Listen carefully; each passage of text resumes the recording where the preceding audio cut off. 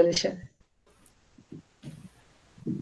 Boa tarde a todas e todos. É com muito prazer que eu estou aqui com o Matheus Orantas, o Matheus, o Alexandre, o Felipe e o Vinícius, que nos enviou, né, a apresentação dele, de um tema muito contemporâneo. E esse tema eu propus a vocês de fazerem uma reflexão. Por quê? Porque a gente vê a retomada na retórica discursiva dessas três grandes ideologias de solidariedade universal anticolonial. Por que a gente vê essas ideologias ainda tão presentes? Porque na retórica das exclusões, na retórica do fechamento de fronteiras e do descarte de pessoas, a gente ainda vê simbologias, concepções e práticas neocoloniais, porque o colonialismo formalmente histórico ele foi encerrado, na última experiência colonial encerrada que nós temos, conhecida, né, em África, se encerrou em 1975. Porém, a gente percebe na dinâmica dos estados, em relação a outros estados e internamente, práticas do que a gente chama de neocoloniais, né? Então, por isso que esse tema foi proposto ao grupo. Saúdo e cumprimento o grupo, agradeço pela proposição, né, que vocês vão apresentar aqui. Vocês têm até 1h20, passa a palavra ao grupo. Bom, eu vou... você quer apresentar antes, Alexandre? Sei, fica a critério de vocês aí. Pode colocar o slide. Eu vou compartilhar o slide nosso. Tá. Então, boa tarde a todos. Como a Patrícia havia feito o prefácio, a gente vai conversar um pouquinho nessa tarde sobre a temática do terrorismo numa perspectiva histórica. E por que na perspectiva histórica? Porque a autora ela não é historiadora, ela vem de uma área de conhecimento que é do direito internacional, das relações internacionais. Então, é uma visão muito interessante, porque ela vai trazer na dimensão do sociopolítico, né, como é que funciona esse fenômeno do terrorismo, que a gente, como grupo, iremos explicar.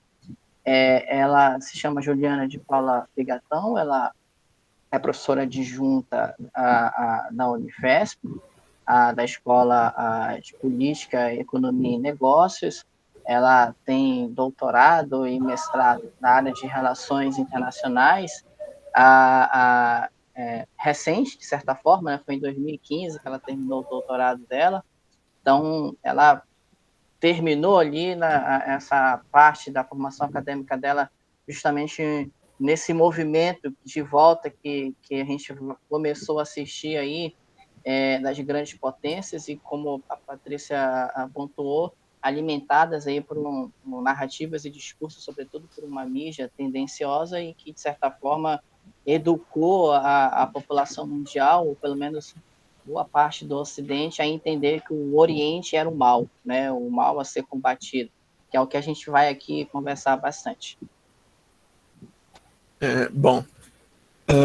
Essas são os slides que seriam do Vinícius nessa parte. Agora é a minha parte. Eu sou o Felipe.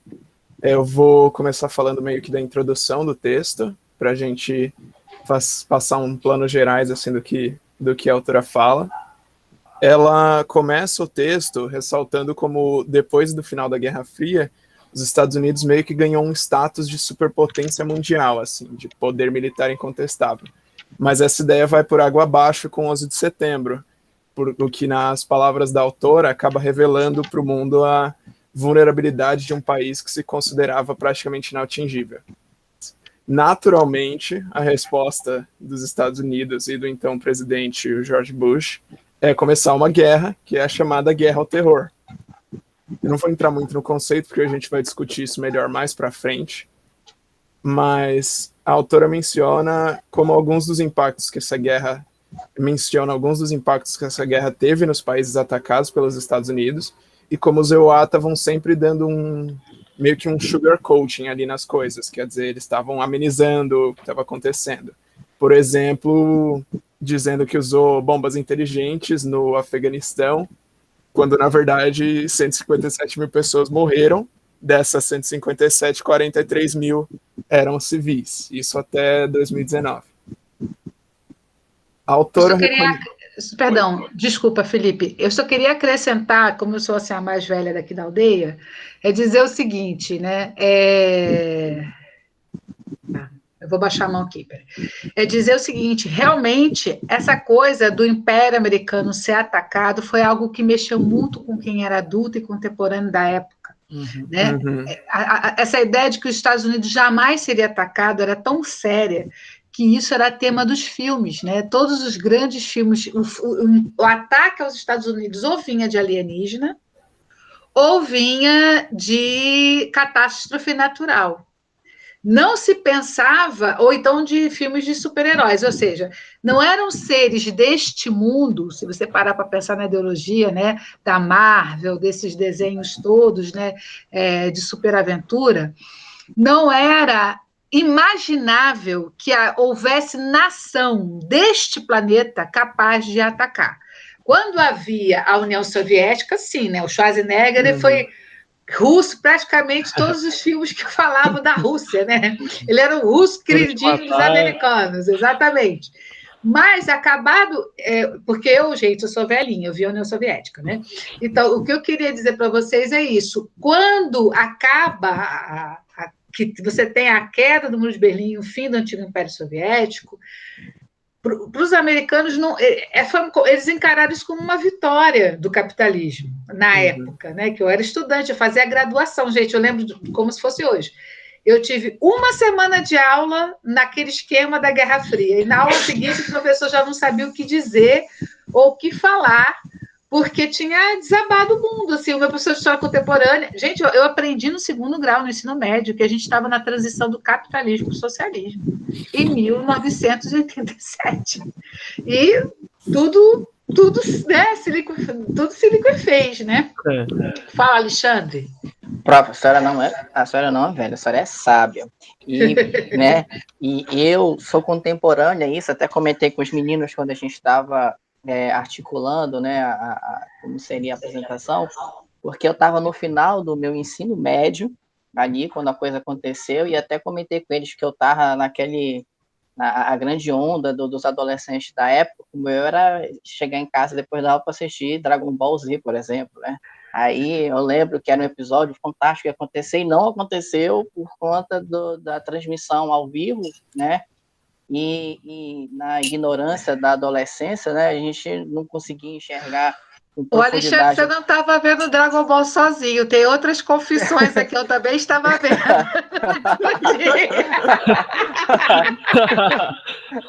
Está revelando a idade, né, Daniel? Isso aí, exatamente. Esse aí. Dia...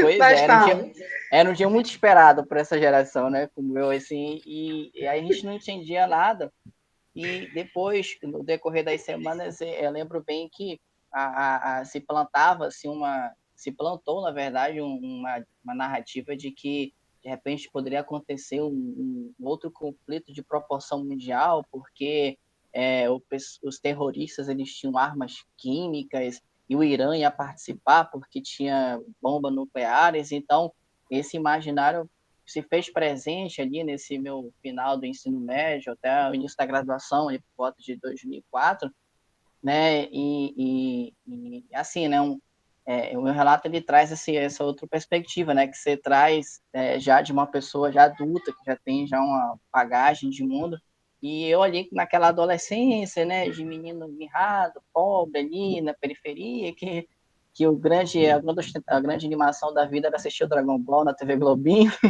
né, e não entendia muito o que estava acontecendo, não entendia esse negócio de guerra do Golfo, só sabia que tinha uns conflitos, o pessoal brigava, e era por conta de religião, né, que é o que a gente vai comentar aqui, inclusive. Uhum. Obrigada, Alexandre. Valeu o comentário. Leonardo, você na Colômbia, você tinha que idade quando aconteceu o 11 de setembro? Você estava fazendo o quê? Estava assistindo o Dragon Ball também? Como é que foi? Exatamente. Na verdade, eu lembro, é muito engraçado. Eu não sei porque eu lembro, mas eu lembro que eu estava numa prova de matemáticas na escola. E eu sempre fui ruim para as matemáticas. Aí eu lembro que eu liguei para minha mãe falando que eu tinha passado a prova. Aí nessa ligação ela falou para mim o que estava acontecendo. Mas assim, acho que tinha 11 anos, não lembro bem, mas aqui teve bastante repercussão também nessa notícia e tudo, mas saiu o negócio que aqui o nosso, tipo assim, para nós era tão normal, porque aqui já tem sempre carro, bomba, tem aqui, tipo assim, ao meu país tem muito terrorismo, sempre tem tido muito terrorismo. Então, para nós, assim, tipo, foi chocante, né? Mas a gente também já está acostumado nesse tipo de coisa que acontece aqui. Mas, assim, foi bastante coisa. Aí depois começaram a falar conspirações, que tinha sido fake, enfim, um monte de coisas que depois aconteceram, depois do atentado, mas realmente aqui teve bastante atenção da mídia e tal. E até um cantor peruano, né? Eles lançaram uma música falando sobre isso, que é uma mistura entre a música, as cumbias peruanas, e é uma cumbia peruana e equatoriana que fala sobre o 11 de setembro. Então, é bem curioso também que isso também Você tem essa música aí? Você tem essa música? Eu posso procurar aqui no YouTube rapidinho. Eu passo para vocês, um minutinho. Tá legal. Sim, mas assim, é uma coisa porque retrata, é um pouco quiche, é muito quiche, essa música é muito quiche, na verdade, mas é bastante interessante também, porque são 3 cantores que aqui são, assim, na América Latina, mas eles são peruanos. Aí eu já coloquei o link no chat. Tá, e eles certo, começam a falar e retratar um pouco. É muito quiche, é uma música engraçada, mas aí apareceu essa representação por isso, porque realmente era como a moda falar sobre isso. É um equatoriano. Tá certo. Eu estava na universidade, eu estava acordando para encontrar com o meu orientador para preparar um seminário de tese. Eu estava no primeiro ano de doutorado, e isso mudou o rumo da minha tese totalmente, gente, porque assim, eu era doutoranda e era chamada por TV, por rádio, por um monte de coisa, para comentar sobre fundamentalismo islâmico. E como isso foi difícil, né? Porque as pessoas vão fazer uma leitura fundamentalista também do que ocorreu. Então, foi muito difícil. Então, assim, o meu doutorado ele é marcado pelo antes e depois do 11 de setembro. Volta a palavra ao grupo aí, vamos lá. Bom, voltando, vou até pedir desculpa que o telefone da minha casa tocou aqui, já até desconectei ele, tá difícil hoje. Continuando, então, em meio a essa guerra ao terror, a autora ela reconhece uma continuidade também entre o governo Bush e o governo Obama. E ela pega bem pesado com Obama nisso, inclusive. Ela fala sobre como no mesmo ano em que ele estava recebendo o Nobel da Paz, ele também estava aumentando o contingente militar no Afeganistão. E ela diz que além dele herdar do Bush a guerra contra o Iraque, ele também apoiou intervenções na Líbia por parte de governos europeus e ainda lançou uma terceira guerra também no Iraque contra o Estado Islâmico. Segundo a Juliana também, o Obama foi o único presidente na história dos Estados Unidos a passar 8 anos, ou seja, os 2 mandatos dele inteiros, em guerra. Por fim, para não entrar muito no que a gente ainda vai falar mais para frente, a autora introduz essa perspectiva agora no começo. A política norte-americana para o mundo exterior, ela é sempre a mesma. Pode ser democrata ou republicana. E, por fim, assim, para não entrar muito no que a gente ainda vai falar mais para frente, a autora introduz agora no começo também essa perspectiva que vai percorrer o texto inteiro, que é de que, ao invés de eliminar o terrorismo, na verdade, a guerra ao terror resulta num quadro geral de aumento da insegurança do mundo. E uma das provas que ela também já menciona no começo é o surgimento de grupos durante essa guerra, como é o caso do Estado Islâmico também. Passo a palavra para o Orantas agora. Pode passar, só complementando uma coisa, que esse dado sobre o Obama, né, de que é um presidente dos Estados Unidos que passou mais tempo em guerra, esse dado conta os presidentes dos Estados Unidos durante as 2 guerras mundiais. Então, a guerra ao terror ainda dura mais tempo do que as 2 guerras mundiais que, enfim, ficaram tão marcadas, né? Então, vamos lá. A autora, ela divide o texto naturalmente, né, em 3 partes. Essa primeira do Felipe, essa segunda que eu vou fazer e a terceira que seria do Matheus. Nessa segunda parte, ela faz uma proposta de uma análise conceitual, né, sobre o terrorismo. Então, primeiro ela introduz falando sobre como o terrorismo ele não é um fenômeno do século XXI, né? A gente tem essa ideia de que o 11 de setembro marcou o começo ele pode ter marcado o começo da guerra ao terror que os Estados Unidos colocou, mas ele não é o começo dos atos terroristas, né? Os atos terroristas aconteciam desde séculos anteriores. Ela cita um exemplo, por exemplo, os jacobinos negros, né, durante a Revolução Francesa, que tinham certas ações, né, que teoricamente são interpretados como terroristas, né? Então, ela fala sobre como o terrorismo em si, ele é tão antigo quanto a própria guerra, né? E isso eu achei interessante o depoimento do Leonardo, né, dele falar que lá na Colômbia já tinha muitos terroristas, então não foi tão chocante, porque mostra justamente isso, que é uma coisa que ela já acontecia faz tempo, né? Podia não acontecer nos Estados Unidos, né? Mas ao redor do mundo todo ela já acontecia, né? Então, outra coisa interessante que eu separei que ela fala, né, que agora essas divisões já foram eu que fui fazendo, que é a relação entre o terrorismo e o islamismo, que a Patrícia citou um pouco, né, que o Alexandre também citou um pouco, e ela fala sobre como essa relação, ela não existe de fato, né, ela foi moldada, ela foi criada, né, assim, ela foi influenciada através da mídia e tudo mais, filmes e séries. Você pega o Homem de Ferro 2, se eu não me engano, que Matheus, meu amor, desculpa te interromper. Eu me enrolo muito nessas plataformas, eu fui mal educada, perdão.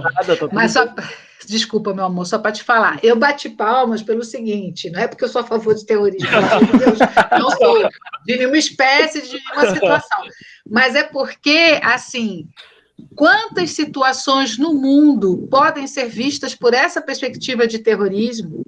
Por exemplo, eu venho do Rio de Janeiro. Quando eu vi o Leonardo falar, eu pensei assim, gente, do bairro que eu vim, eu até hoje me pergunto qual é a diferença do que eu via da violência urbana do Rio de Janeiro para um ato terrorista. O que define as coisas, né, que eu, como moradora do Rio de Janeiro, vi acontecer na cidade toda e as coisas que acontecem nas cidades colombianas. O que faz a diferença? Sim. Não exatamente. Sei.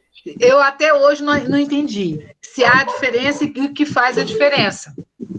Então, nesse sentido, eu aplaudi por isso, porque o que a Juliana mostra é que, na verdade, você tem esse fenômeno das contestações por esse caminho do terror acontecendo no mundo inteiro, mas esta em especial foi transformada na coisa mais intolerável que poderia existir. Por quê? Porque os Estados Unidos é um estado de guerra que promove guerra por onde passa. No entanto, quando a guerra entra no território deles, a coisa muda de figura.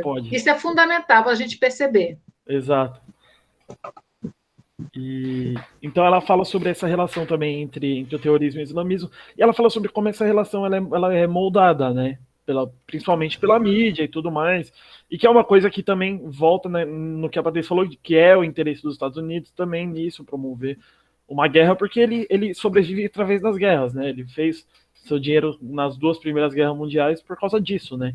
Então, assim, eles precisam disso, né, querendo ou não. E a autora cita de um trabalho que um psiquiatra forense fez, que ele foi enviado para a base de Guantánamo, né, que era onde os Estados Unidos mandavam os acusados de terrorismo, né, os presos políticos acusados de terrorismo, né. E ele realizou diversas entrevistas com os detentos de lá, da base de Guantánamo. E dessas entrevistas, apenas 20% dos detentos tinham uma relação com uma educação muçulmana. Os outros 80% ou eram convertidos ou não eram praticantes.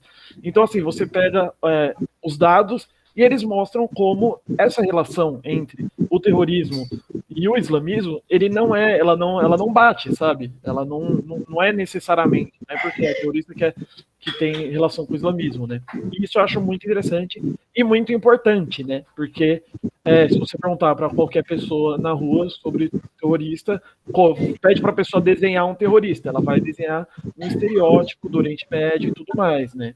Então, isso é bem interessante. Em seguida, ela fala sobre a forma do terrorismo, né? Eu vou citar um trecho que ela colocou que eu achei muito interessante. Ela fala que ela fala assim: o terrorismo é pautado na surpresa e na máxima de causar o maior dano possível. Não há clara definição do campo de batalhas, como ocorre nas guerras tradicionais.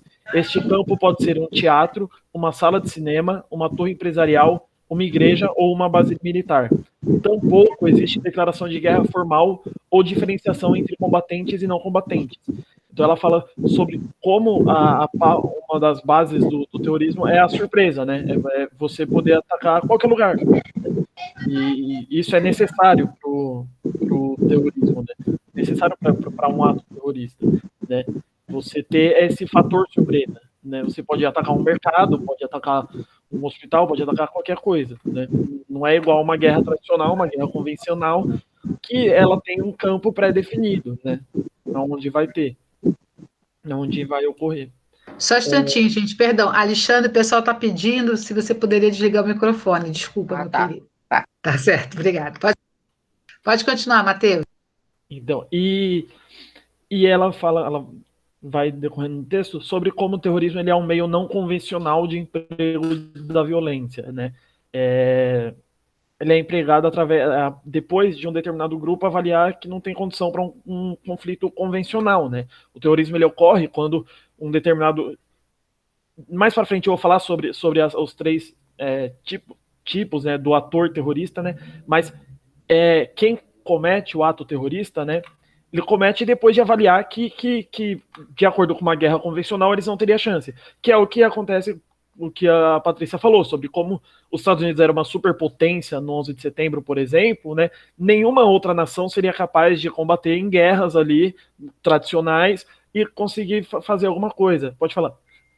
Isso é muito importante, gente, isso que o Matheus, eu queria que todo mundo prestasse muita atenção para o resto da vida, pelo que o Matheus está falando agora, e por isso que esse tema foi indicado.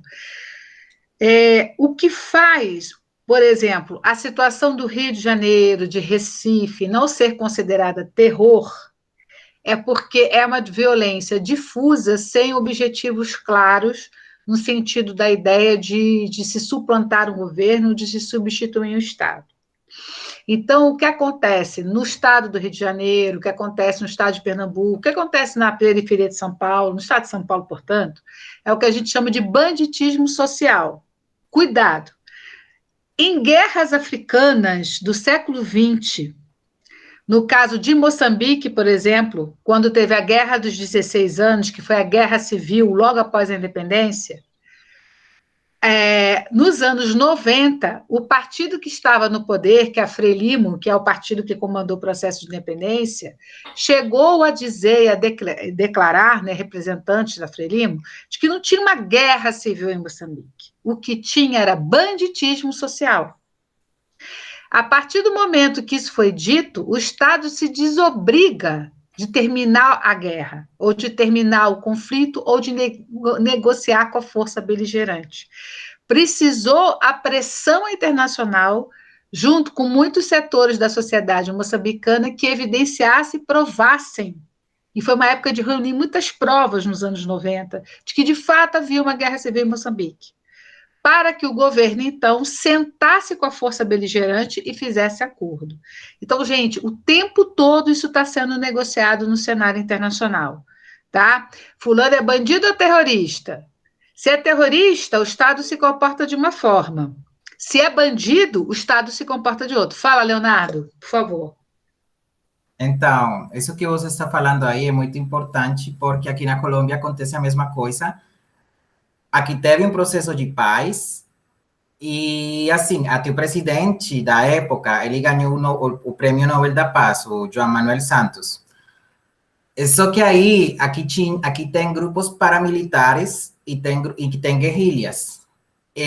Mas aconteceu algo similar a que a professora está falando, porque disseram, já ninguém aqui é paramilitar, são bandas criminais urbanas.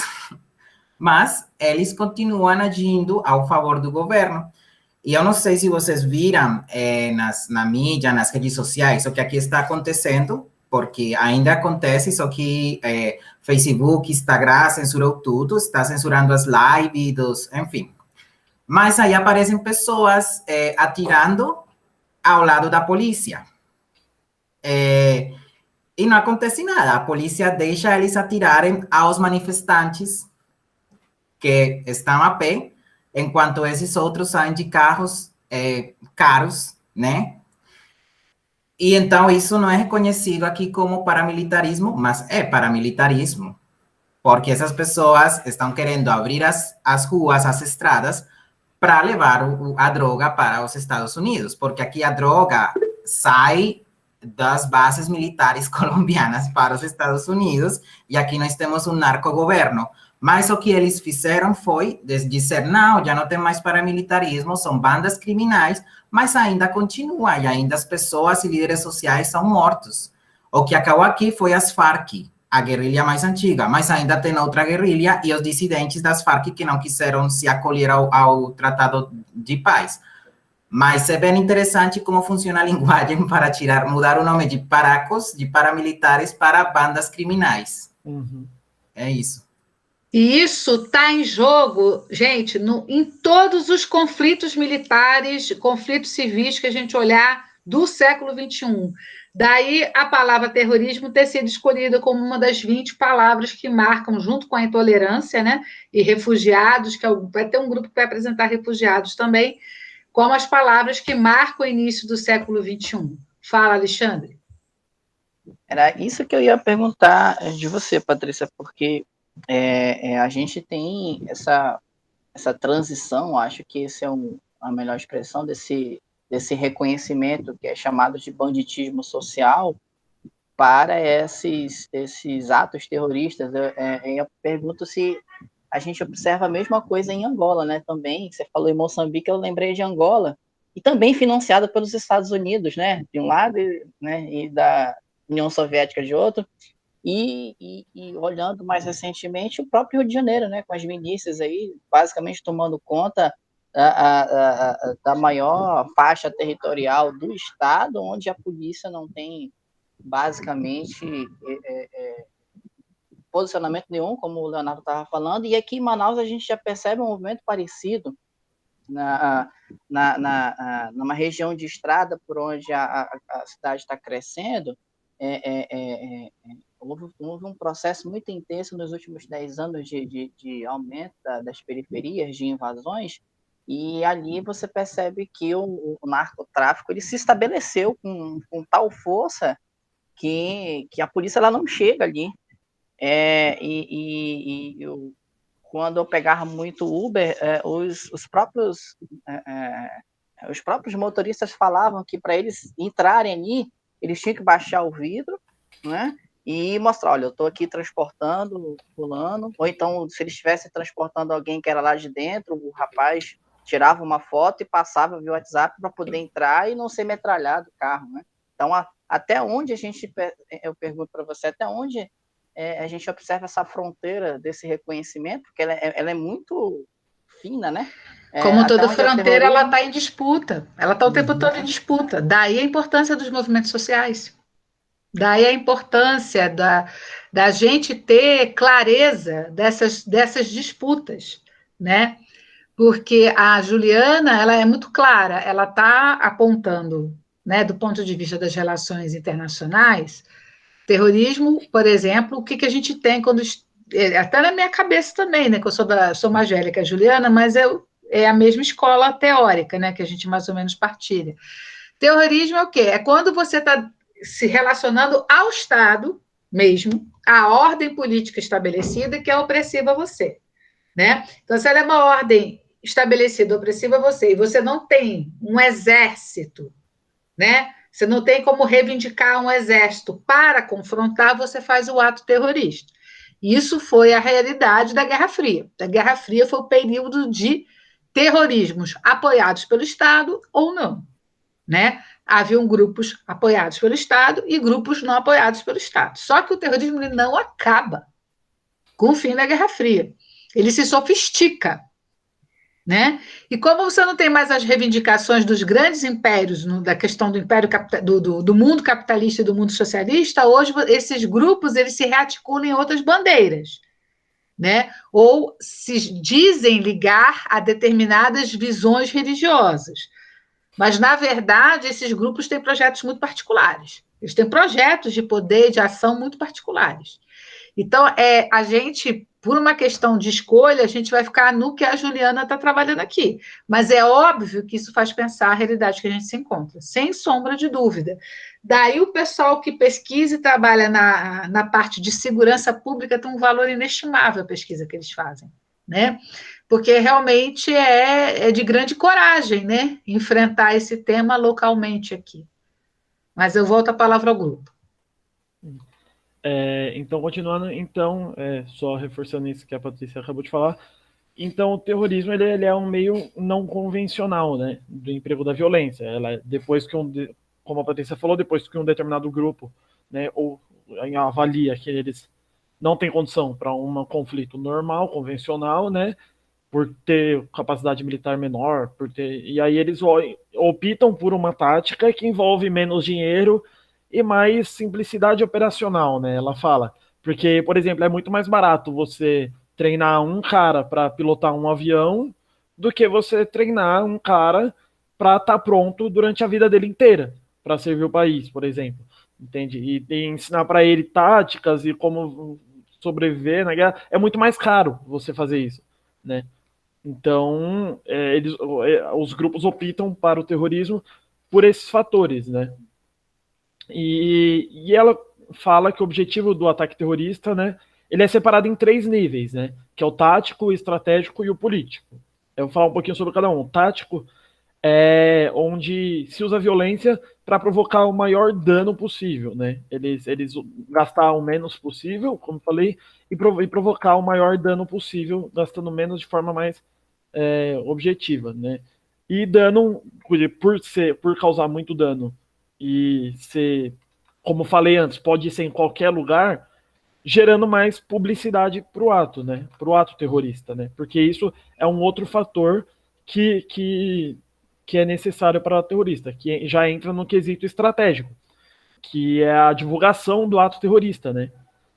A autora fala que, segundo o autor Saint-Pierre, né, a essência do ato é a divulgação do ato, a essência do terrorismo, né, é a divulgação do ato terrorista, né, que é a parte mais importante, para que foi feito. Exatamente, que é de provocar o terror, né, que é de provocar o terror nas pessoas, não nas pessoas que morreram no ataque ou familiares de pessoas que sofreram no ataque, mas nas pessoas comuns, na sociedade, em todo mundo, né, porque a pessoa se sente ameaçada, porque passando no noticiário aquilo acontecendo numa escola, por exemplo, então você se sente ameaçada, você se sente insegura e você pensa, pô, podia ter sido eu, podia ter sido meu filho, por exemplo, o caso que aconteceu na escola em Santa Catarina recentemente, né, do adolescente que entrou e esfaqueou algumas crianças e tudo mais.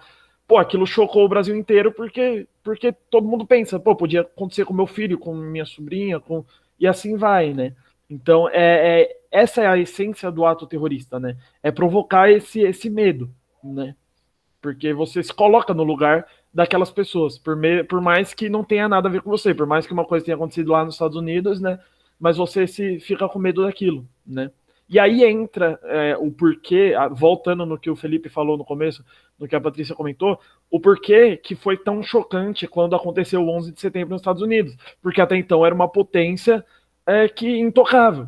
Então, se o ato terrorista ele já faz você se sentir vulnerável por si só, né, quando isso acontece com a maior potência do mundo no momento, você se sente mais vulnerável ainda, porque você fala, pô, se com eles, que são a superpotência do momento, acontece isso, imagina com a gente, sabe, o que não vai acontecer, né? E com isso, né, com esse medo instaurado, né, fica mais fácil, a autora cita como fica mais fácil de fazer com que a população ela aceite mecanismos de invasão de privacidade, por exemplo, né? E fala sobre o ato patriótico dos Estados Unidos, né, de 2001, que foi uma das primeiras respostas ao atentado do 11 de setembro, né, que um dos artigos autorizava, por exemplo, o uso de escuta telefônica, né, tanto para ligações domésticas quanto internacionais, mesmo sem o consentimento da população. Então, a partir disso, você meio que se abre para a invasão da sua privacidade, né? E o quesito político entra no sentido que geralmente a vítima política do atentado é o Estado, né? Que o ato cumpre o objetivo de desequilibrar, desestabilizar o Estado, no caso, né, que seria o inimigo do grupo político, né, mostrando para a população como o Estado, no caso, por exemplo, do 11 de setembro dos Estados Unidos, não tem capacidade para proteger os seus próprios cidadãos, né, cidadãos. E que entra naquilo que eu acabei de falar, que, pô, numa superpotência não conseguiu parar isso, né, então, assim, a população ela passa a aceitar, de novo, a violação da sua privacidade em nome de uma segurança nacional, né? Em nome da segurança nacional. E aí entra no outro quesito, que é o ator terrorista, né? Quem é que comete o ato terrorista, né? E a autora classifica também em 3 também, tipos de atores terroristas, entre aspas, né? Que é o individual, o coletivo e o estatal, né? O individual seria que não tem ligação com nenhuma organização, né? É chamado de lobo solitário, né? Que pode ser um ato terrorista político, mas também pode não ser um ato terrorista político. E aí pode ser associado com um ato criminal ou como uma psicopatologia, ou como um ato psicopatológico, né? Que daí varia se ele é associado a alguma organização, algum coletivo, ou não, né? Que isso você vê diversas, mas principalmente a gente consegue ver isso em atentados em escolas, né? Você vê muitos casos de atentados terroristas em escolas em que o ator ele não tem vínculo com nenhum grupo, né? E não vínculo formal, né? Ele pode seguir um pensamento de um determinado grupo, mas ele não tem um vínculo real com algum grupo, né? Não foi mandado por aquele grupo. E aí o segundo é o coletivo, né? Que é o ator coletivo, que é uma ação praticada por um grupo organizado, né? Que geralmente esses grupos eles são formados a partir de uma identificação comum, né, dos membros, que é óbvio, né? E aí ela pode ser política, pode ser étnica, pode ser religiosa, pode ser ideológica, pode ser qualquer tipo de identificação em comum, né? E é nessa questão que entra a questão do islamismo, né, no terrorismo, porque com um grupo com fator religioso, então que vai um exemplo, um grupo islamista faz um atentado e aí crê-se que todo terrorista ele tem esse vínculo, né? Por causa de um grupo que tem... E lembrando que no fim do Império Soviético, o que existia assim, de maior extensão e que poderia promover alguma ideia que não promove, tá? Mas que poderia promover alguma ideia de algo que mantém as pessoas unidas nos fenômenos religiosos. Uhum. Né? E nesse mundo oriental, a presença do Islã ela é majoritária. Exatamente. É isso que a gente tem que ter cuidado com isso. Né? Com a macabrice do raciocínio político de quem culpa a religião por isso. É macabro quem faz esse tipo de coisa. Exato. Tanto que os dados mostram que de todos os presos políticos nos Estados Unidos por atentado terrorista, só 20% que tem ligação com o muçulmano, entendeu? Então é uma coisa que não vem. Ela pode ser de diversas identificações em comum, né? Não necessariamente só religiosa, né? E o terceiro ator político é o estatal, né? Que vai um pouco daquilo que a Patrícia falou, né? Seria a prática do ato terrorista a partir do próprio Estado, né? E a autora fala sobre como isso é de uma certa forma contraditório, né? Porque o Estado ele seria a entidade responsável por proteger os seus cidadãos e não por cometer o ato terrorista, né? Justamente o contrário. Mas ele tem os mecanismos de leis de subversão para poder produzir estranhamentos. Exatamente. E ao produzir esses estranhamentos, ele consegue fazer ataques desse nível covardes a pessoas que ele considera subversivos, por exemplo. Exatamente. E aí a autora fala sobre como quando o Estado ele é violador desses direitos, né, ele, por exemplo, praticando tortura, o desaparecimento de pessoas, tipo, obrigatoriamente, né, o sequestro de pessoas, e essas práticas que a gente já sabe, que são práticas, por exemplo, da ditadura militar e tudo mais, né, ele é denominado como um Estado terrorista, né, um Estado É um terrorismo estatal, né, se eu não me engano. Terrorismo de Estado, né, o nome. E a gente pode ver isso claramente ao redor da América Latina inteira, né? Sobre as ditaduras que ocorreram ao redor da América Latina, a gente vê o Estado praticando isso, tanto que o conceito de terrorismo de Estado passou a ser pensado a partir da ditadura da Argentina em 1977, né? Sobre a América Latina, tem uma moça que fez doutorado comigo, hoje ela é professora há muitos anos já de História da América, da UFES, Samantha Quadrati. Ela fez um estudo sobre a Operação Condor, que foi vários estados participando de um projeto terrorista, né? E dá uma olhada na tese dela de doutorado. Eu defendi em 2005, ela deve ter defendido 2005 ou 2006, por aí também, tá? Samantha Quadrati, com QU Quadrati. É a Operação Condor. Deve ter virado livro, né, pelos anos e tudo, mas vale a pena ler. E aí também, além disso, pode ser também sobre aquilo que é o que ela finaliza o texto, né? Falando sobre o Estado, a relação entre o Estado e o terrorismo, né? Que a gente vê como algumas organizações terroristas elas podem ser usadas e exploradas pelo Estado, né? Como, por exemplo, o financiamento estatal de certos coletivos terroristas, né? E, segundo o texto, esse financiamento estatal é fundamental quando se pensa no combate ao terrorismo, né? Que a gente sabe que a investigação policial e a inteligência financeira de caráter preventivo, segundo a ONU, né, acho que é o documento da ONU de 2006, ela fala que são medidas estratégicas para combater o fenômeno terrorista, né? Então, quando você inverte isso, né, você tem o Estado financiando o terrorismo, se torna contraditório, né, e entra naquilo. E é isso, essa parte do texto ela finaliza com isso, né? Agora eu passo a bola para o Matheus Cardoso para finalizar o texto. Boa tarde a todos, né? Eu sou o Matheus e eu vou falar essa parte final do texto, né? Que ela encerra com basicamente um argumento, né? Ela quer construir esse argumento nessa parte do texto e ela já logo inicia com essa questão, né? Guerra ao terror é uma estratégia fracassada? Por quê? Né? Porque ela vem retomar aquela contradição que ela já menciona anteriormente no texto, né?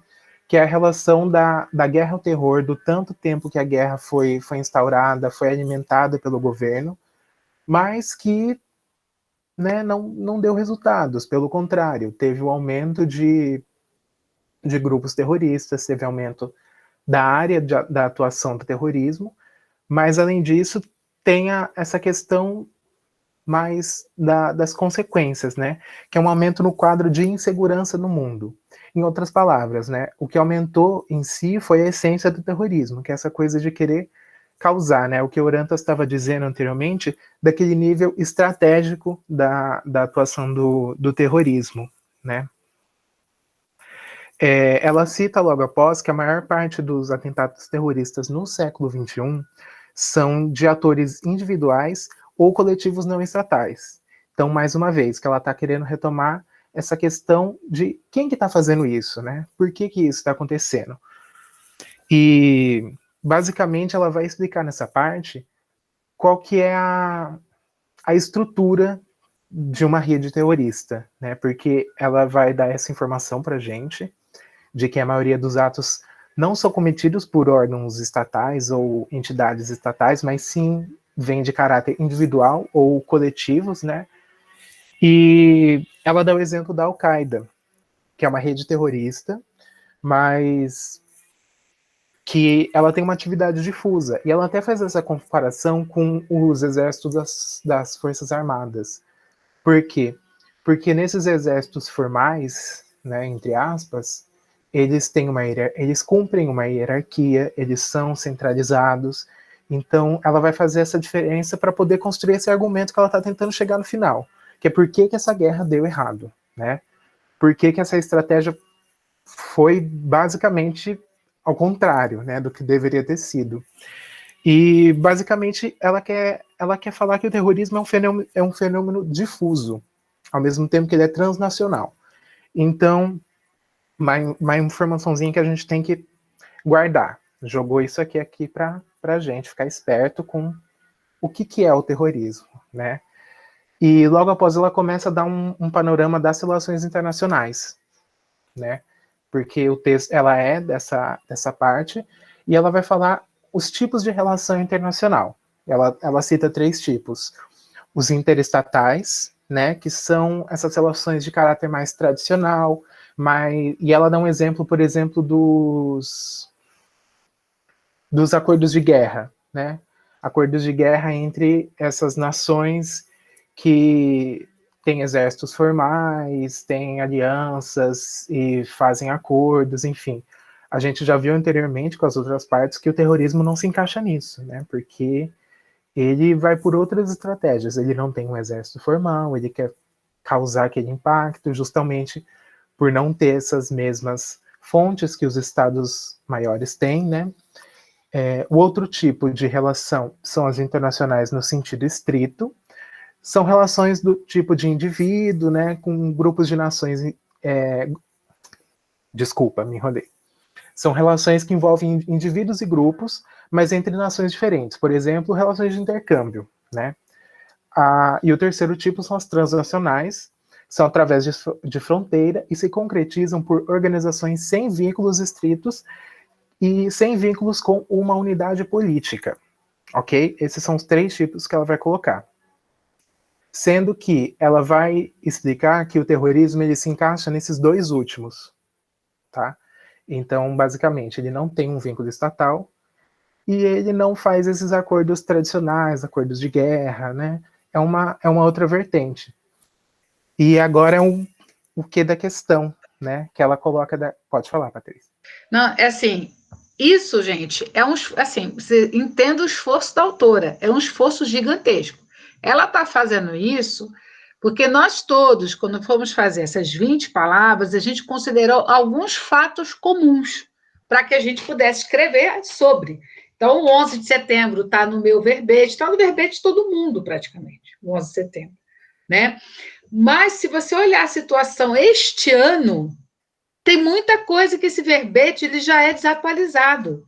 Não porque ela não tenha feito uma excelente pesquisa, ela fez, mas a complexidade e a porosidade das relações dos agentes de Estado com outros possibilidades, né, de atuação à margem, e não tão à margem do Estado assim, fazem com que esse verbete, gente, que saiu ano passado, já não esteja dando conta da realidade. Gente, olha que loucura, o que é o mundo contemporâneo.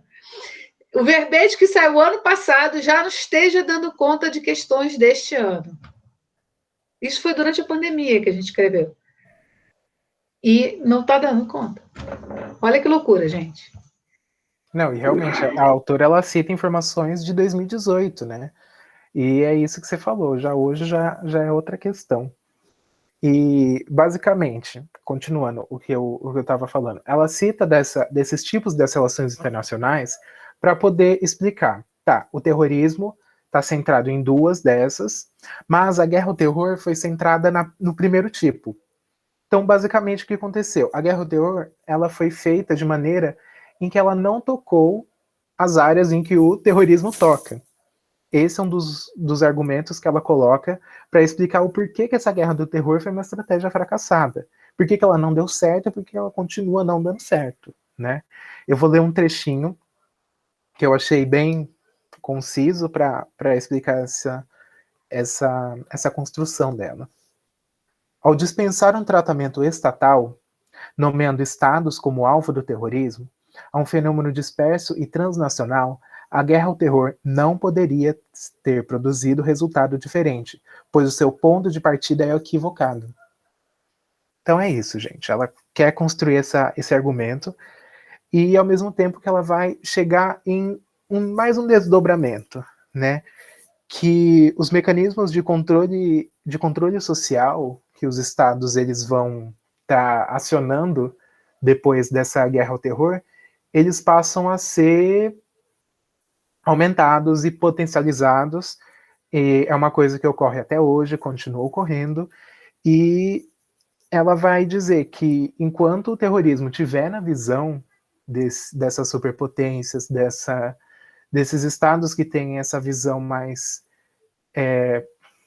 não é propagandista, mas enfim, que tem essa visão do terrorismo mais alarmante, que querem deixar a questão mais, uau, o terrorismo, é basicamente um pacto social que é feito. Olha, a gente, o Estado, vai estar tirando de vocês a sua privacidade, as suas informações, mas a gente vai deixar vocês seguros, tá? Pode ficar tranquilo, galera.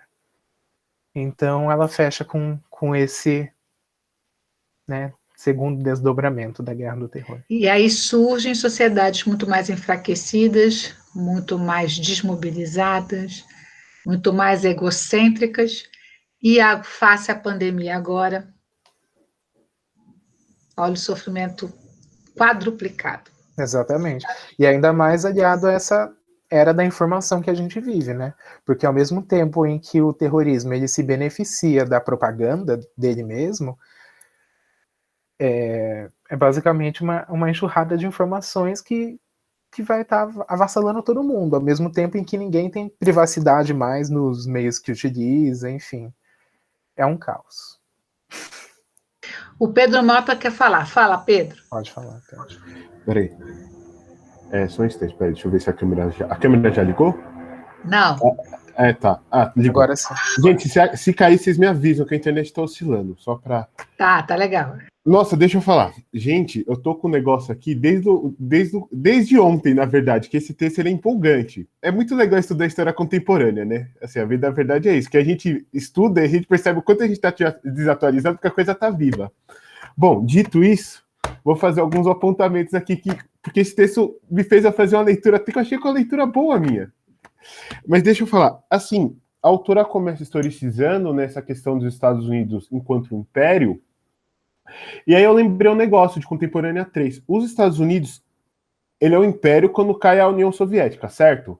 Mas quando se vê a primeira atuação dele, as pessoas entenderem enquanto império, é quando você vê durante a Guerra Civil da Iugoslávia, era Iugoslávia?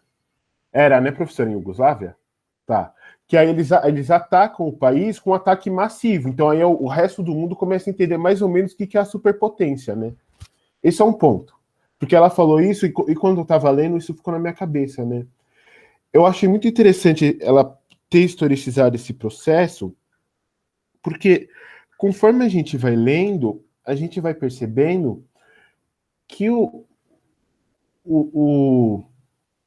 terror, ele só se multiplicou, e ele se multiplicou de uma forma assim alarmante, porque ele se espalhou para o mundo inteiro, quase o mundo inteiro.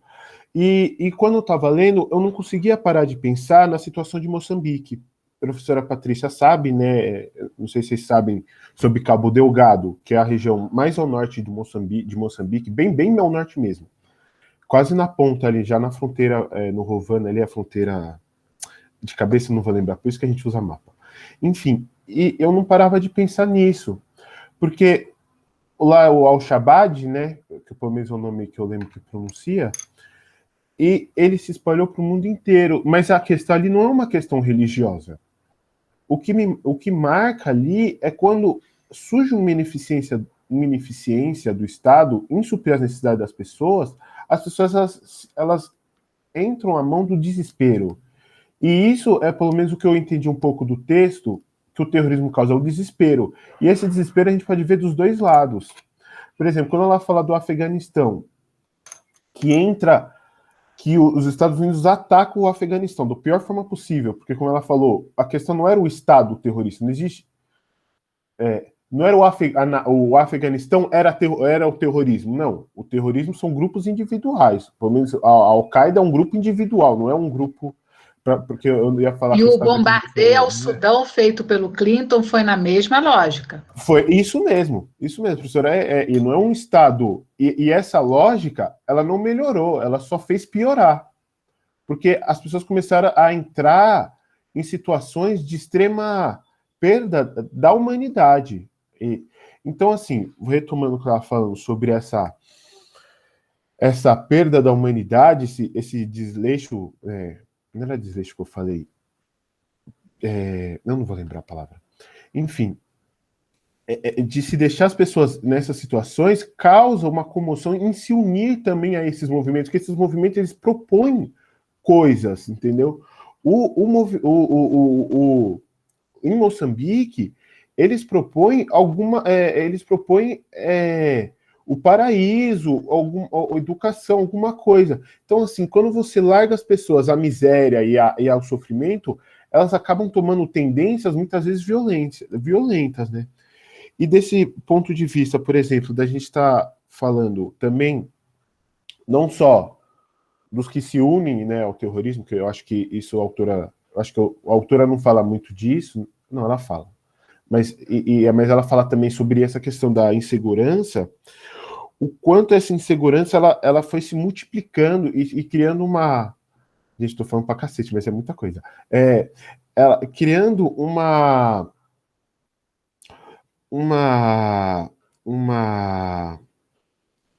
Ai, vem palavra, não foge não.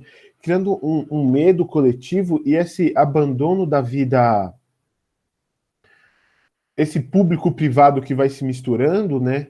Eu acho que um bom exemplo disso, a gente pode falar, por exemplo, de Londres, né, a Inglaterra, que é uma das cidades mais vigiadas do mundo, até pouco tempo atrás, o quanto as pessoas elas abandonam.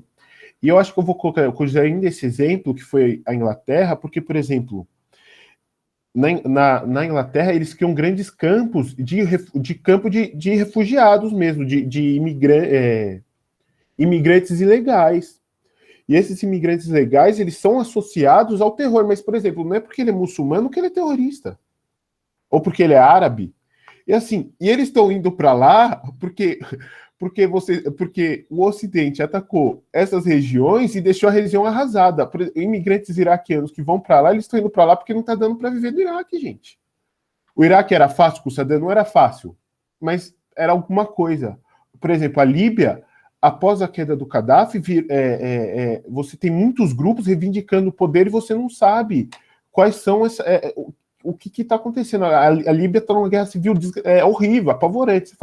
Você implementa uma violência tão grande que você tira o Estado, você desconsolida um Estado e larga a pessoa, larga aquela população inteira, aquele povo inteiro à miséria. Gente, desculpa. Essa eu emocionei aqui porque dá muita raiva, tá? Porque dá muita raiva que você vê que ninguém merece sofrer isso por valores comerciais, ou não só apenas comerciais, por uma suposta guerra ao terror. De forma violenta e errônea, né? Desculpa. Obrigado. Obrigada, Pedro. Não, o tema é forte. Fala, Felipe. Felipe Cassanho. Oi. Complementando, acho que isso que o Pedro acabou de falar também, a impressão que dá é que você entra num ciclo de violência, né? Se os Estados Unidos vão lá e atacam o Afeganistão, na verdade, eles estão criando uma indignação da sociedade civil que está sendo atacada junto com grupos individuais que não tem nada a ver com a sociedade civil. Essa sociedade civil acaba se juntando a novos grupos que vão fazer outros atentados, e daí os Estados Unidos vai lá e ataca de novo. Isso gera um problema mundial com refugiados também, que saem das regiões arrasadas, que não tem nada a ver. Você acaba num ciclo de violência infinito que parece que não tem fim realmente, e que vai se estendendo, que eu acho que também é meio que o argumento da autora. Eu acho que ela não usa esses termos, ciclo, etc. Eu acho que também porque não tinha tanto espaço. Eu acho que se ela fosse desenvolver alguma coisa mais longa, ela entraria mais nessa ideia de como você está alimentando o terrorismo por meio desses ataques assim constantes. Matheus, palavra volta para você.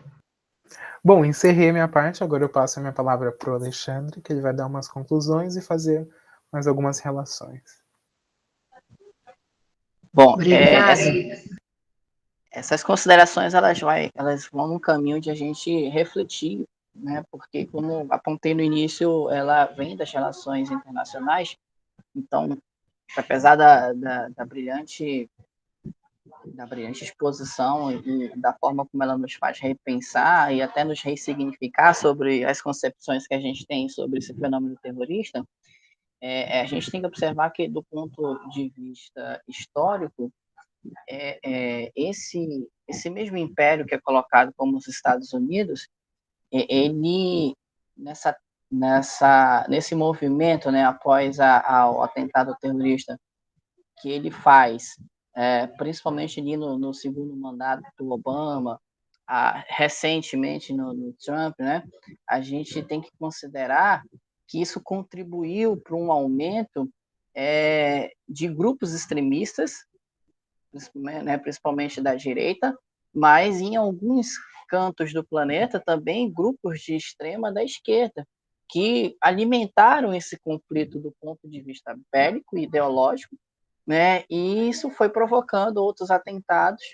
E é muito interessante observar nisso, daí essa dimensão do transnacional, como foi falado, porque você observa que não tem mais aquela fronteira sólida, né, geográfica falando, de onde que está localizado, é na faixa de Gaza, é no Oriente Médio, não tem mais isso, não existe mais, né? Só que num processo de, eu diria que manipulação da opinião pública, aí eu vou me apropriar um pouco dos apontamentos do Aníbal Quirrano, lá na Colonialidade do Poder, a gente observa que esses Estados Unidos, França, Inglaterra,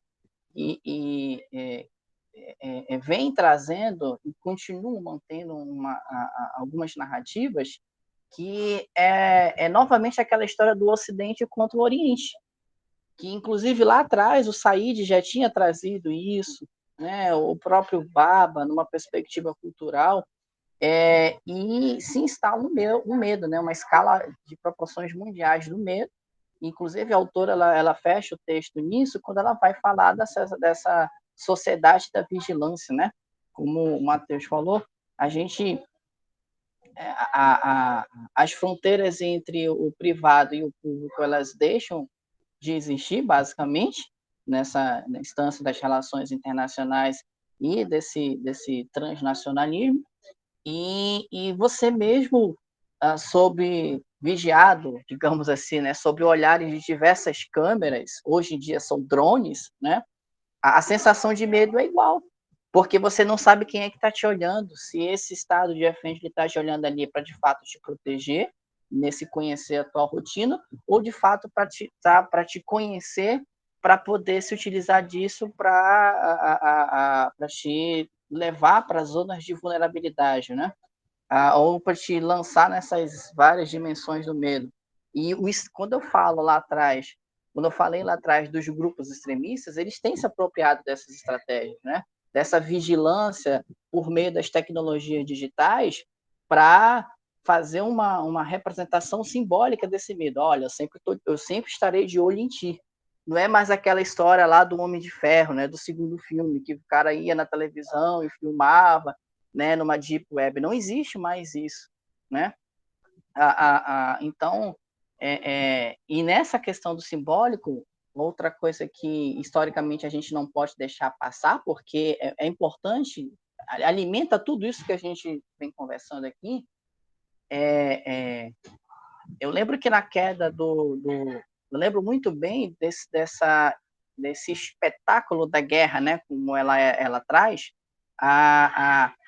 como foi simbólico, né, quase que em tempo real sendo transmitida à escala global a queda da estátua lá do Saddam Hussein, né, numa mesma temporalidade, onde mostra o Osama como um sujeito miserável, um rato, um desgraçado mesmo, escondido num buraco de uma região do planeta. Ou seja, esses dois extremos, eles passaram a ideia, principalmente para o Oriente, a ideia era essa, né? Passaram uma mensagem para o Ocidente que ninguém estava livre de ser punido de atos terroristas da parte desse império norte-americano e de seus aliados. Nós iríamos te achar, nem que seja nos confins da Terra, né? Então, é muito simbólico isso, observando do ponto de vista histórico, porque isso vai ser mantido, né? E tanto que quando ela vai falar lá do ataque acho que é eu não esqueci agora, Chilibidu, meu francês ele não vai muito bem aí, que acho que foi na França, eu por conta do cartunista, né, que foi trazer ali digamos que uma expressão não muito feliz sobre o islamismo, você percebe que que a gente tem dois lados aí, como também já foi falado. O lado de quem se expressa, associando sempre a ideia do fenômeno terrorista à religião, daí a expressão artística, no caso, e essa volta, né, também pelo ato da violência. E isso nos ajuda a entender isso que eu venho trazendo, para a gente compreender as respostas possíveis para a compreensão, porque é muito complexo isso. A gente está dentro disso, são camadas e camadas de temporalidade que estão acontecendo ainda. Eu perdi a linha de raciocínio aqui. Deixa eu voltar aqui. Uma das respostas é que ela faz, né, por que é fracassado, por que é contraditório, se dá pelos vínculos, né?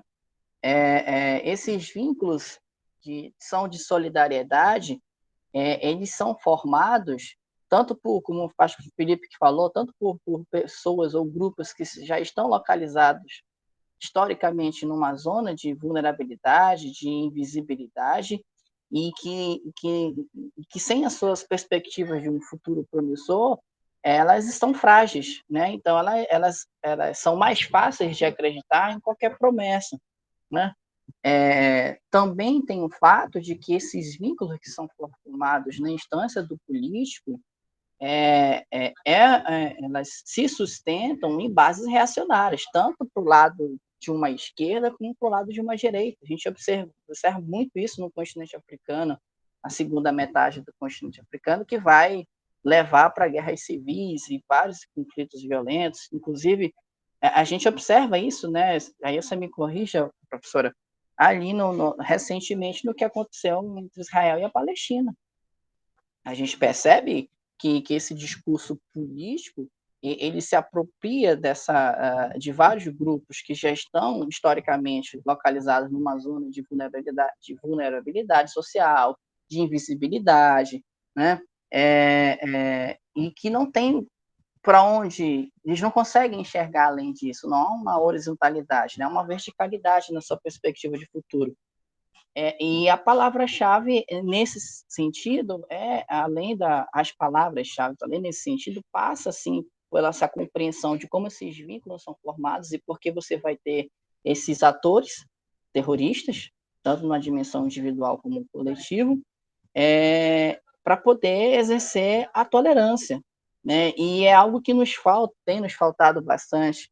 A pandemia vem mostrando isso bastante, porque você percebe que o vínculo de humanidade, que é o principal, eu diria, desses vínculos de solidariedade, ele está frágil, ele está se esgotando em algumas regiões do planeta. Mas aí você também não pode chegar e olhar, e isso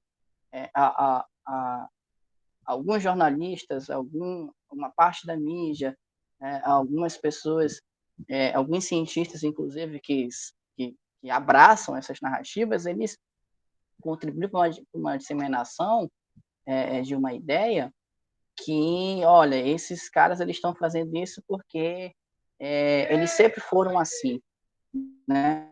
Desde a antiguidade, eles sempre foram mais violentos, mais não civilizados, mais selvagens, né? Porque eles propagam uma religião que não é aquela que segue um padrão de uma normatividade coletiva, que é a judaico-cristã, né? Então, novamente, a gente volta para aquela questão do eu contra o outro, né? O bem contra o mal, que é um discurso cristão que foi bastante, né, plantado na época das navegações, na época do período do colonialismo, e a gente percebe que ele apenas recebeu uma outra roupagem, né? Mas não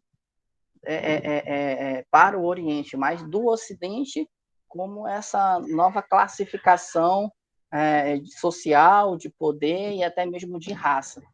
O binarismo marca a história ocidental, o bem contra o mal, o norte e o sul, o branco, não branco, né? É uma forma de pensamento, né, que precisa de crítica. Sim, e por isso que a tolerância ela é complicada de enxergar, e a gente também tem que ter essa interpretação. Como é que você vai cobrar tolerância de um indivíduo que está ali localizado na periferia do Rio de Janeiro, sendo supostamente, né, no imaginário coletivo que ele compartilha, sendo defendido por um grupo de paramilitares, de milícias, e como é que você vai falar para esse indivíduo que não, olha, essas condutas aqui não estão certas, elas não são legais, esse caminho da violência pela violência, ela não vai te levar a um caminho promissor. Como é que você vai desconstruir isso? Porque isso está tão bem enraizado, tanto na dimensão narrativa, discursiva e simbólica, que ele não consegue tirar o véu e ter essa visão crítica. Daí que a gente, como pesquisador, como educador, como intelectual, precisa falar e continuar falando para poder, nas novas gerações, a gente amenizar isso, porque eu particularmente, Patrícia e colegas, eu não vejo uma grande mudança nessa década que a gente se inicia, né, por conta dessas tecnologias digitais que estão aí, que elas têm sendo utilizadas muito para essa questão da distorção dos fatos, para ressignificação de quem são os antagonistas e os protagonistas, né, dependendo de interesses políticos e econômicos.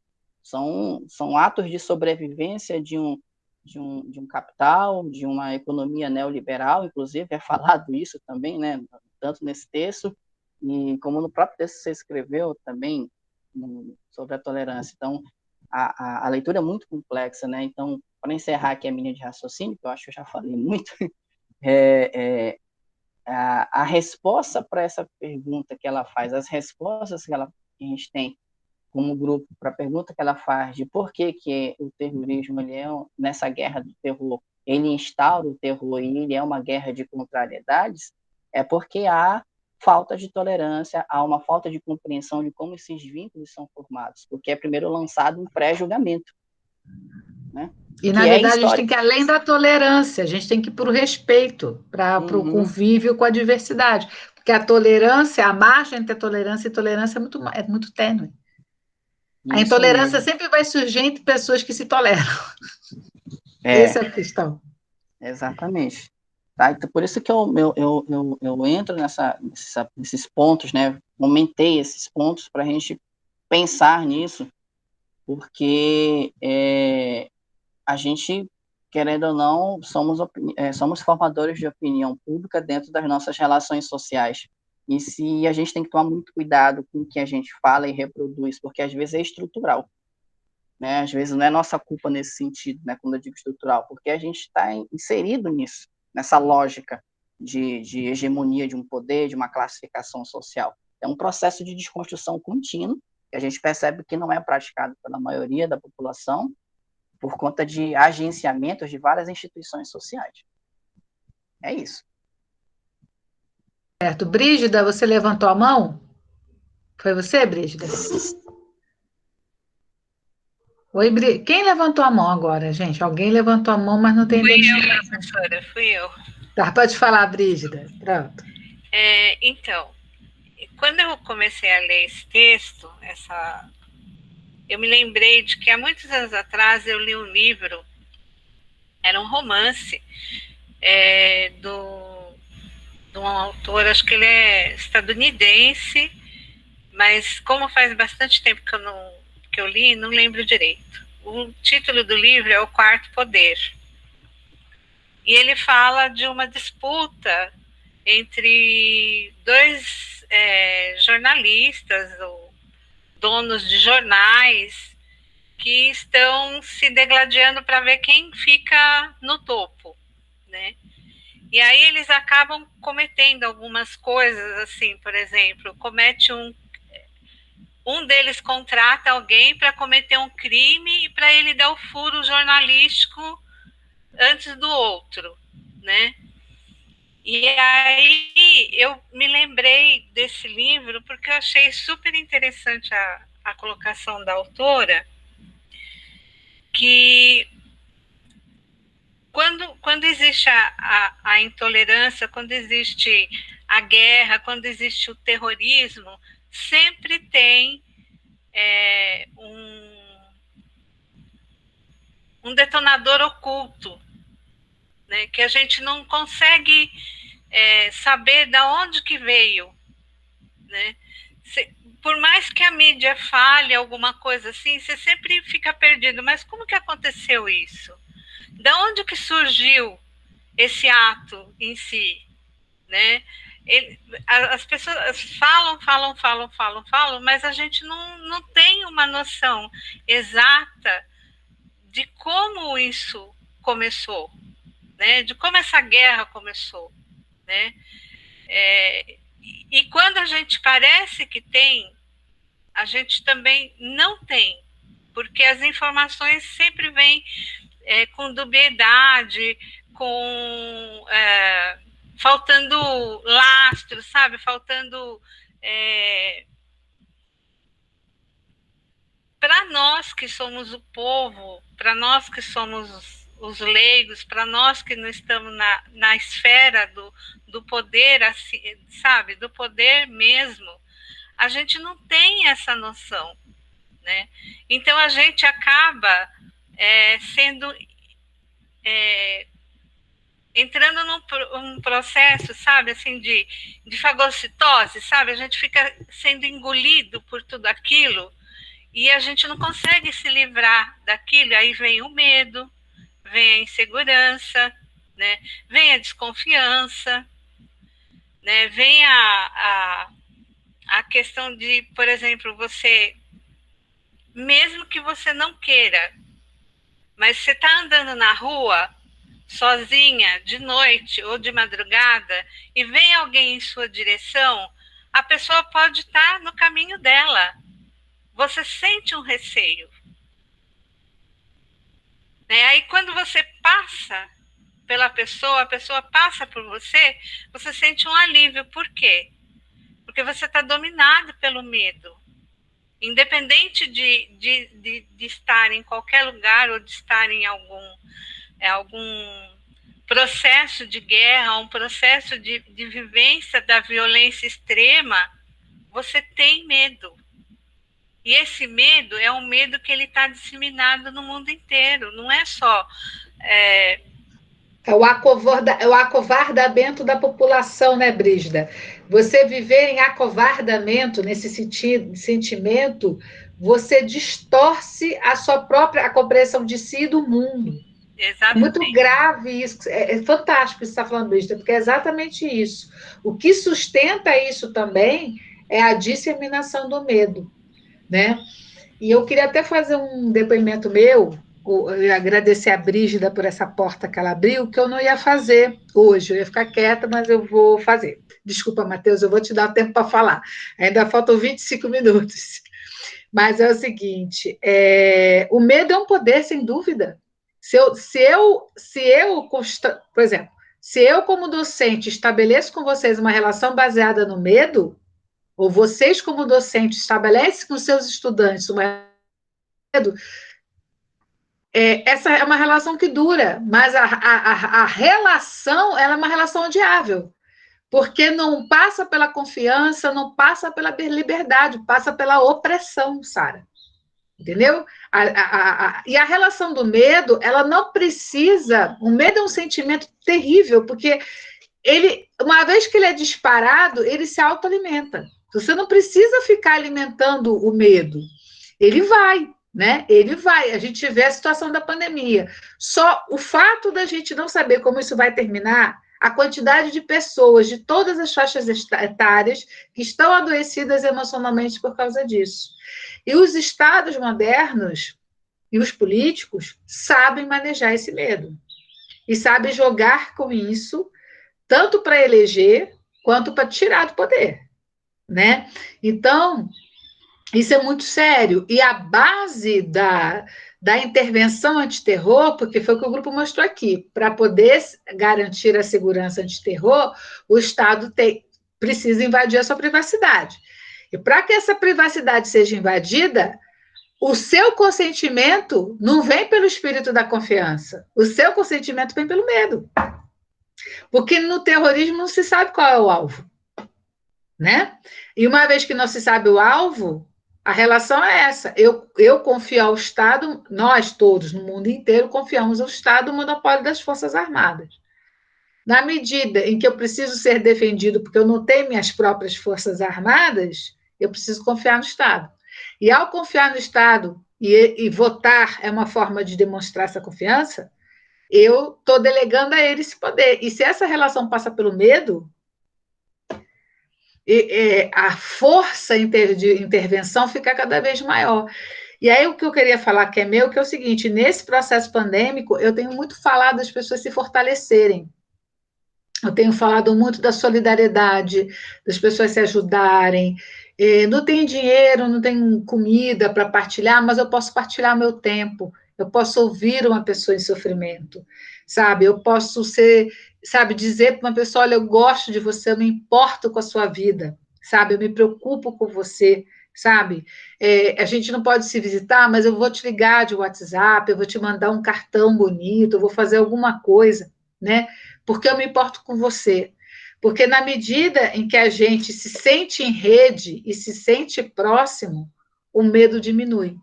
O medo diminui porque você vai estabelecendo relações de confiança e você ganha mais força, né? Então, nesses contextos muito difíceis, promoção de redes de solidariedade são fundamentais. Por que tanta gente fica encantada com o padre Júlio Lancelotti? Por causa justamente dessas redes de solidariedade que surgem a partir de uma ideia que é fundamental, que é o amparo a um brasileiro como a gente que está na situação de rua, né? Que está na rua, né? Não está na situação de rua, está na rua, está abandonado, foi descartado, né? E aí esse acolhimento que se faz, né? De buscar, quando a gente está triste, né? A gente busca um amigo, a gente busca um parente, a gente busca os colegas, e muita gente não tem essa iniciativa, né? Mas a gente se colocar nessa situação numa postura de ouvir, né, de compartilhar, porque aí as decisões pelo medo diminuem e passam a ser tomadas decisões centradas na razão, porque a pessoa está de posse dela própria outra vez.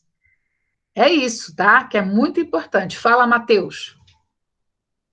Eu acho que a Brígida trouxe uma pauta muito interessante, que ela falou que sobre o motivador disso, né? E me fez lembrar de um caso mais contemporâneo que isso é impossível, que é o caso do Lázaro, por exemplo, em que ele causou isso, né?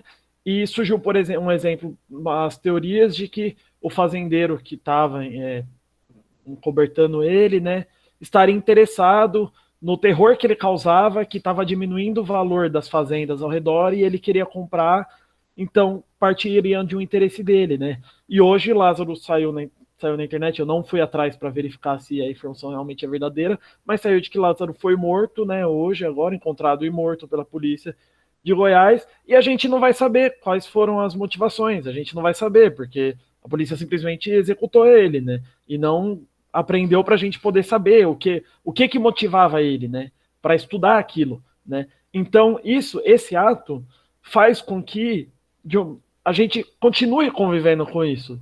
Porque se a gente sabe as motivações, né, que é um pouco do que a Brígida falou, a gente consegue parar ou então analisar isso mais calmamente, né? Agora, como a gente vai ficar sem saber, a gente vai conviver com esse medo. E aí pode aparecer uma outra pessoa, acontecer isso de novo, e assim vai, né? Vira esse ciclo, né? E sobre o que a Patrícia falou, sobre a questão da segurança e do medo, né? Eu acho interessante quando fala, por exemplo, sobre a China, que tem muitas câmeras e tudo mais, você sente filmado o tempo todo. E eu paro para pensar, eu fico, eu queria que tivesse tudo isso de câmera aqui no Brasil, né? Porque eu sei que eu não faria nada de errado, né? Então seria bom ter tudo isso de câmera, porque se acontecesse alguma coisa de errado, eu iria gravar. Só que eu teria que abrir mão entra nesse discurso de que você teria que abrir mão da sua privacidade, né? Da sua imagem, para obter essa segurança, né? E não precisaria ser assim, né? Mas né? E aí entra nesse discurso que a Patrícia acabou de falar, que é muito interessante, como o medo é um poder, né? É um poder. A relação de medo estabelece uma relação de poder, né? Exatamente. O medo é um poder tanto pelo excesso da autoridade do Estado, quanto pela falta de autoridade do Estado também. Tá? Bom, eu passo a palavra ao Alexandre.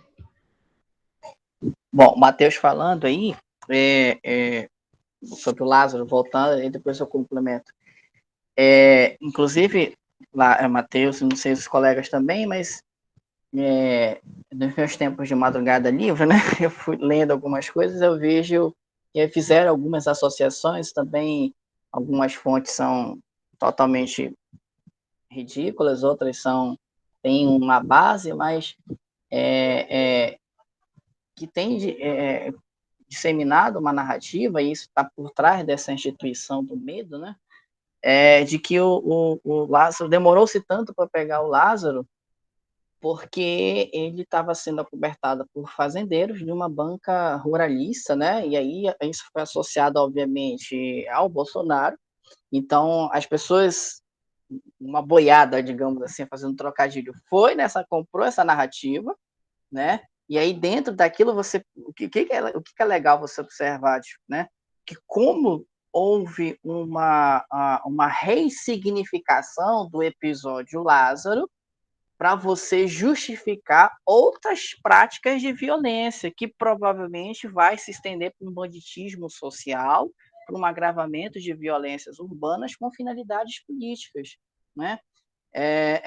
Não sei se chegaremos à questão do fenômeno terrorismo, e quando penso nisso, isso às vezes me deixa um pouco tenso, porque a gente está entrando num processo eleitoral e enxergando que tem um país que está totalmente fragmentado, que está constantemente se ressignificando nessas práticas do fenômeno terrorista, né? Em diversas instâncias. Então, olha aquela situação, gente, do Lula, por exemplo, há algum tempo atrás, que tiraram no ônibus dele, né? Apesar de, por exemplo, também não gostar do Bolsonaro, mas o fato de chegarem lá em alguém, e também eu não sei se é teatro, mas eu vou deixar isso para depois, o fato da facada, mas quando que numa sociedade ditamente, de uma era da informação globalizada, né, que prega, teoricamente falando, o tal do respeito à diversidade, você tem esses atos públicos, e isso nos ajuda a entender também como aqui no Brasil a gente tem observado essas mudanças até onde é o privado, até onde é o público, sempre justificado por essas instâncias do medo, né? por esse comportamento que, na verdade, é essa manutenção da violência que a gente observa, como a colega falou, você está na rua, caminha, e de repente alguém, e você fica com medo. Aqui em casa eu tenho câmera na frente, já tive situações de que alguns metros à frente já um indivíduo foi assaltado, mas quando ele vem aqui, você já fica com medo, caramba, será que esse cara vai, sabe, assim, num horário que não tem ninguém na rua? Tá tão impregnado na gente, né, que a gente, como que a gente sai disso, né?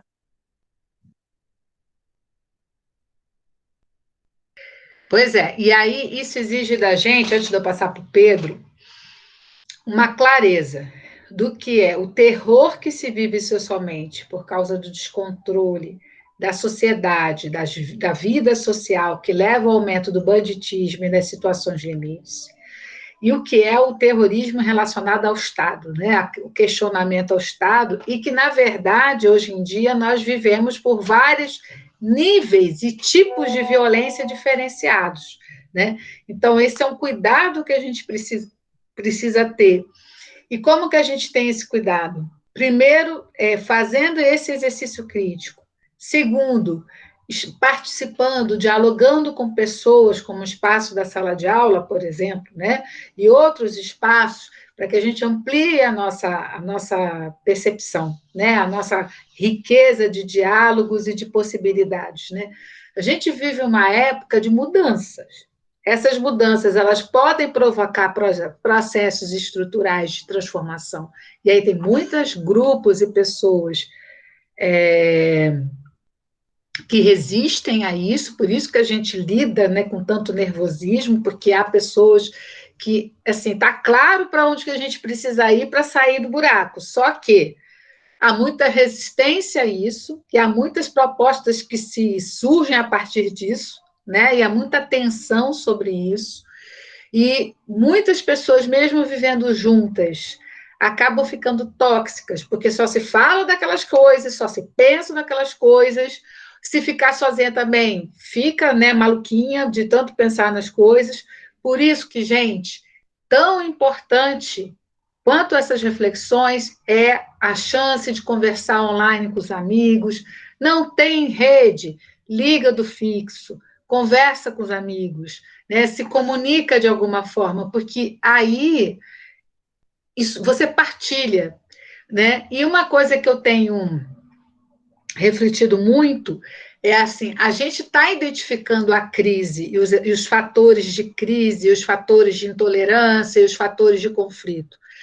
Mas vamos também começar a pensar, né, no que podemos juntos, mesmo distantes, fazer para compartilhar sentimentos que são igualmente humanos: solidariedade, força, clareza e compreensão.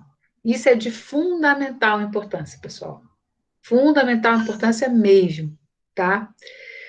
E aí eu passo a palavra ao Pedro. Vamos lá, Pedro. E com o Pedro a gente encerra. Pode falar, Pedro. Nossa, depois da professora Patrícia é difícil falar alguma coisa, né? Eu acho que é só um pouco estar pensando nisso, né? Dessa questão do medo. Eu acho que a gente pode continuar usando o exemplo dos Estados Unidos, que eu não lembro se eu falei isso já agora há pouco, mas a gente vê uma nação, que é os Estados Unidos, que passou a Guerra Fria inteira achando que ia ser atacada, né? Eu acho que isso que é o que ficou na minha cabeça quando eu estava lendo o texto, é uma noção de que o medo em ser atacado ele é constante. Só que quando aquele medo se torna real, é isso que o Matheus estava falando, é verdade, foi ali que eu lembrei disso. Quando o ataque ele se torna real, o apavor acontece, porque você pode pensar que vai acontecer, mas você não tem dimensão disso, você não sabe, não tem a clareza do que isso virá a ser. Isso assusta, né? Mas não, esse é um ponto assim que eu acho que eu queria estar dividindo quando eu estava lendo o texto, né, com vocês. Outra coisa foi, por exemplo, eu estava falando sobre essa questão, né? Por exemplo, ela fala do financiamento do Estado. Olha como é violenta essa coisa de outros estados financiar esse terrorismo. Por exemplo, a gente vê o Estado Islâmico na Síria. Nossa, ainda bem, consegui lembrar. E a gente pensa assim, que aquilo acabou também não só uma guerra, é uma guerra no país que envolve outras potências, e essas potências, elas vão fomentando aquela batalha, que a gente vê bombardeiros russos e americanos atacando e arrasando aquela população,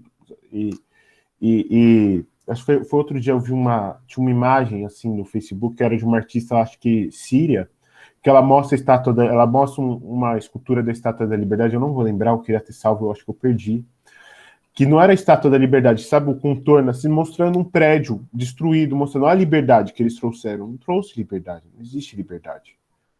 Essa imagem foi violenta, é uma imagem muito forte, bateu forte, assim, quando eu vi. E a gente pensar que eles fomentam esses grupos e matam milhares de pessoas por justificativa.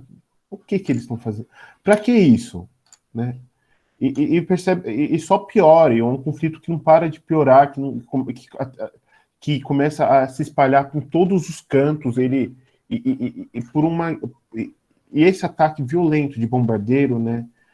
Acho que é isso, gente. Eu perdi a linha, mas eu acho que é por isso que eu precisava dividir essas coisas, porque eu precisava dividir muitas coisas. Com esse texto a gente precisa dividir muitas coisas depois, assim. Acho que é isso.